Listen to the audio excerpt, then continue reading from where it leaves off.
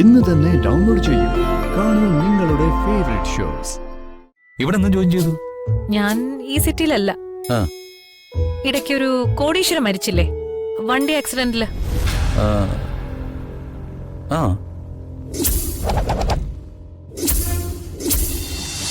സ്കൂളിൽ പഠിക്കുമ്പോഴേ ക്രിമിനൽ സ്വഭാവമുള്ള ഇവൻ അടുത്തിരുന്ന പല പെൺകുട്ടികളെയും പെൻസിലിട്ട് കുത്തിയും കോമ്പസ് ഇട്ട് കുത്തിയൊക്കെ വേദനിപ്പിക്കുമായിരുന്നു. നെറുകെട്ട സ്വഭാവമുള്ള ഇവനെ പ്രിൻസിപ്പൾ വിളിച്ചിരുന്നതേ അക്രമി പ്രവീണെന്നായിരുന്നു. ആദ്യം താക്കീത്, പിന്നീട് ശിക്ഷ. അങ്ങനെ സ്കൂൾ ജീവിതം പോയപ്പോ ഒരിക്കൽ ഇവൻ പ്രിൻസിപ്പൾ അച്ഛനെയും കുത്തി.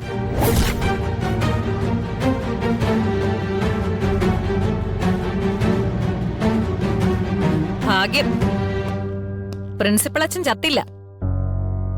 ഇവനെ പിന്നീട് ജുവനൈൽ ഹോമിലാക്കി. അവിടെ ഇവൻ നന്നായില്ല.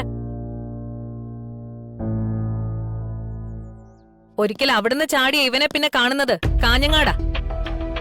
ആദ്യ വിവാഹത്തിൽ ഭാര്യയുടെ പൊന്നും പണവും അടിച്ചുമാറ്റി ഗൾഫിലേക്ക് ഓടി രക്ഷപ്പെട്ടു. പിന്നീട് നിരവധി കല്യാണങ്ങൾ. പല സ്റ്റേഷനിലും ഇവനെതിരെയുള്ള കേസുകൾ ഇപ്പോഴുണ്ട്. അല്ലടാ ചേറ്റ്. ഫ്രോഡ്, ഉടായിപ്പ്, തട്ടിപ്പ്, തമ്മിത്തല്ലിക്കൽ, നുണ പറച്ചിൽ, സ്ത്രീപീഡനം, എത്ര കേസുകളാണ് നിന്റെ പേരിലുള്ളത്.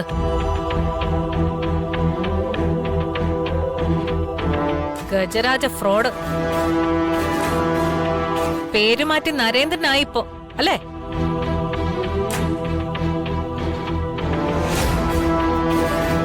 നിന്നെ കൈ കിട്ടാൻ കാത്തിരിക്കുക ഡിപ്പാർട്ട്മെന്റിലുള്ള ഏമാമാര്. ജയിലിലിട്ട പുറത്തു വരാത്ത വകുപ്പ് ചാർത്തി അകത്തിടുന്നുണ്ട് മോനെ ഞാൻ. ഹരിത എന്റെ പെണ്ണ, അവളെ ഞാൻ കൊണ്ടുപോകും. മോനെ, ഞാനിതൊന്നും അറിഞ്ഞിരുന്നില്ല.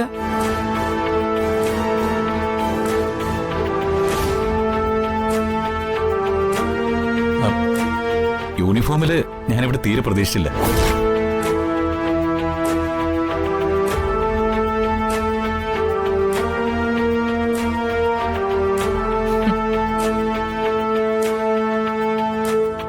നിന്നെ ഇവിടെ ഞാനും പ്രതീക്ഷിച്ചതേയില്ല.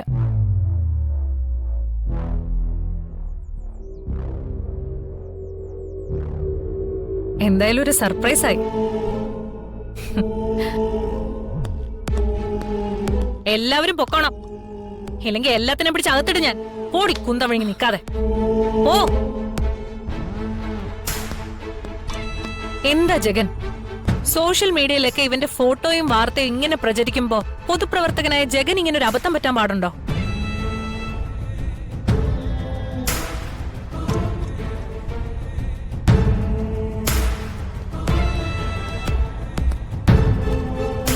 മേഡം, ഇവനെ സ്റ്റേഷനിലേക്ക് കൊണ്ടോ.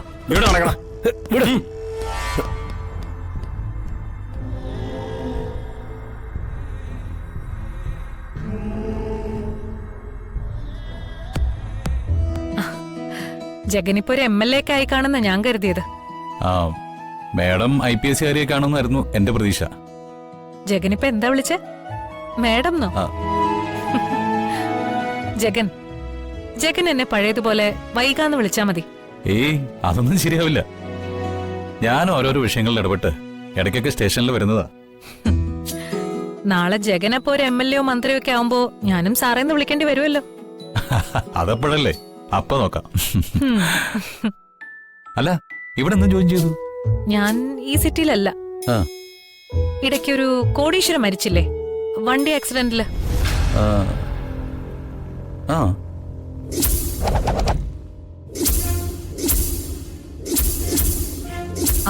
അയാളുടെ മരണം ഒരു ആകസ്മിക മരണം ആയിരുന്നു എന്ന് ഒരു പുനരന്വേഷണം. അന്വേഷണ ചുമതല എനിക്കാ. അല്ല, അതാരാ റോഡ് ആക്സിഡന്റിൽ മരണപ്പെട്ട ആ കോടീശ്വരൻ? അത് വൺ സെക്കൻഡ് സർ. ഞാൻ ഇന്ന് കേസ് ഫയൽ പഠിക്കും സർ. മണിക്കൂറുകൾക്കകം അന്വേഷണം തുടങ്ങി വെക്കും. ഞാൻ കാര്യങ്ങളൊക്കെ അപ്പ അപ്ഡേറ്റ് ചെയ്യാം. Okay sir. SP ആയിരുന്നു. അപ്പോ ജഗൻ, എനിക്ക് കുറച്ച് ധൃതിയുണ്ട്, നമുക്ക് കാണാം. ഓക്കെ? പിന്നെ ഞാൻ ഏത് കേസ് അന്വേഷണം തുടങ്ങുന്നതിന് മുന്നേയും ദൈവങ്ങളുടെ അനുമതി വാങ്ങാറുണ്ട്. അതാണല്ലോ ഒരു സൂപ്പർ പവർ. അപ്പോ thanks madam, thanks. Thank you. ശരി, എല്ലാവരോടും അന്വേഷണം പറഞ്ഞേക്ക്. ആ ആരെയും പരിചയപ്പെട്ടില്ല. സൗകര്യം പോലെ മീറ്റ് ചെയ്യാം. ഓ ശരി, കാണാം. ആ ശരി. ശരി.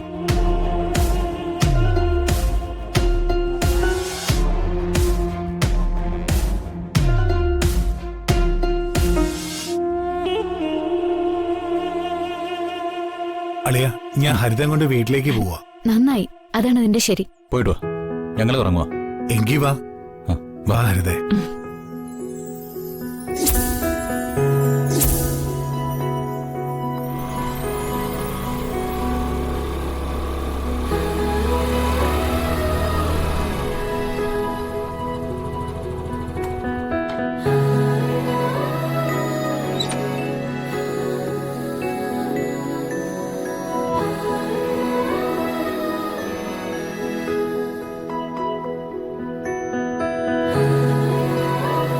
സ്കൂട്ടറിൽ നിന്ന് ഇപ്പൊ ഇറങ്ങിയത് ഹരിത തന്നെയാണോ ചന്ദ്രു?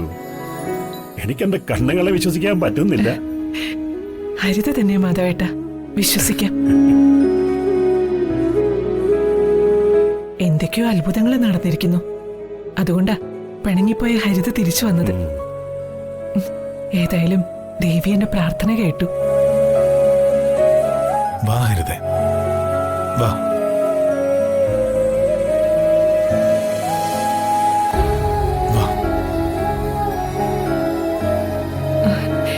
മനോജെ, മോളെ, ഒരു നിമിഷം നിൽക്കണേ.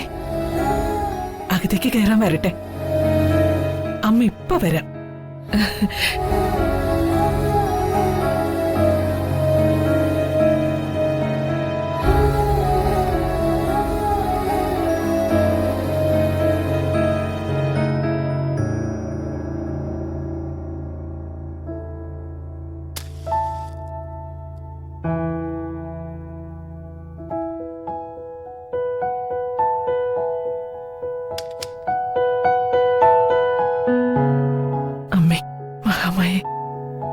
ഒടുവിൽ നീ എന്റെ പ്രാർത്ഥന കേട്ടു.